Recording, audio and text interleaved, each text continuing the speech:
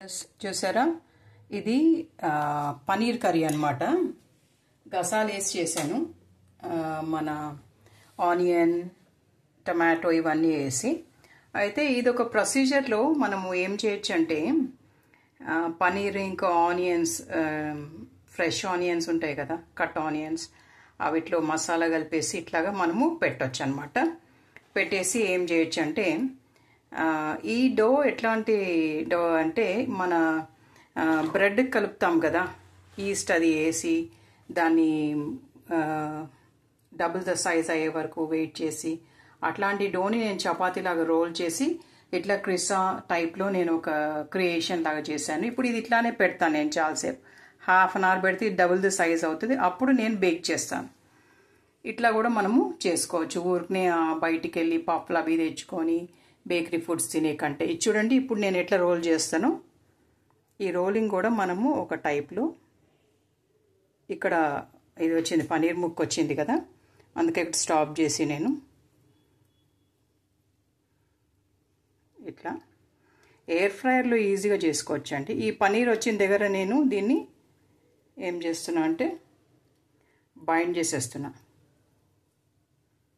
ఇది అసలు తెలవదు ఎందుకంటే ఉబ్బిపోతుంది కాబట్టి. బ్రెడ్ మనం చేసేటప్పుడు చేస్తాం కదా పిండి, ఆ పిండి అనమాట ఇది, డో అనమాట. ఇట్లా చేశాను. ఇవి సిలికాన్ ట్రేస్ అనమాట. ఎయిర్ ఫ్రైయర్లో మనము పెట్టుకోవడానికి మనకు దొరుకుతాయి ఈజీగా. బేకరీ ఫుడ్స్ ఉంటాయి కదా, బేకరీ యాక్సెసరీస్ ఉంటాయి కదా, ఆ షాప్స్లో అమ్ముతారు. ఇప్పుడు దీన్ని కూడా ఎట్లా రోల్ చేస్తాను చూపిస్తాను మీకు.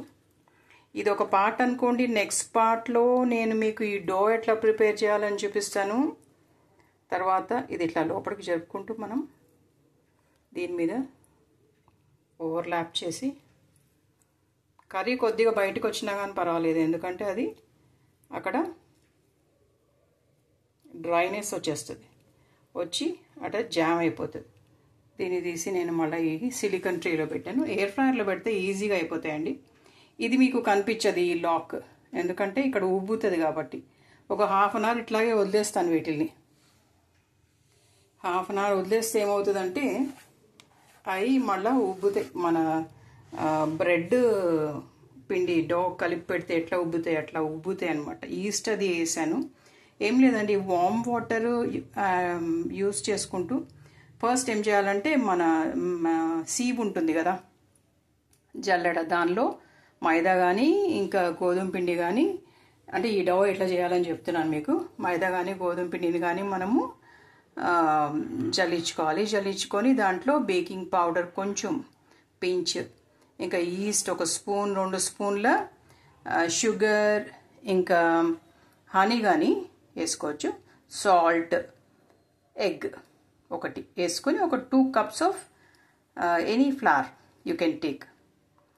ఆ ఫ్లవర్ని మనం ఏం చేయాలంటే we should the kind of కలుపుతూ ఉండాలి. ఏది మన వామ్ వాటర్ వేసి కలిపేస్తే అది అట్లా పక్కన పెట్టేస్తే డబుల్ ద సైజ్ అవుతుంది. దాన్ని పంచ్ చేసి మళ్ళీ మనము ఏం చేయాలంటే ఇట్లా రోటీలాగా చేసి ఇట్లా క్రిసా చేసుకుని పెట్టుకోవచ్చు.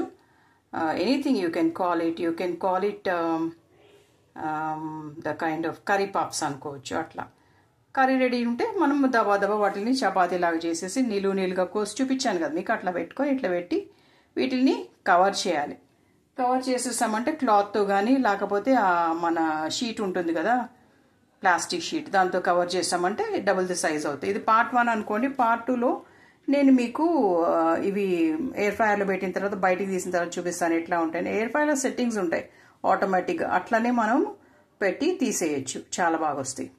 ఓకే, ఇది నేను ఒక హాఫ్ అన్ అవర్ వదిలేస్తాను ఇట్లాగే. డబుల్ ది సైజ్ అయినాక I just put them in air fryer as it is with silicon trace.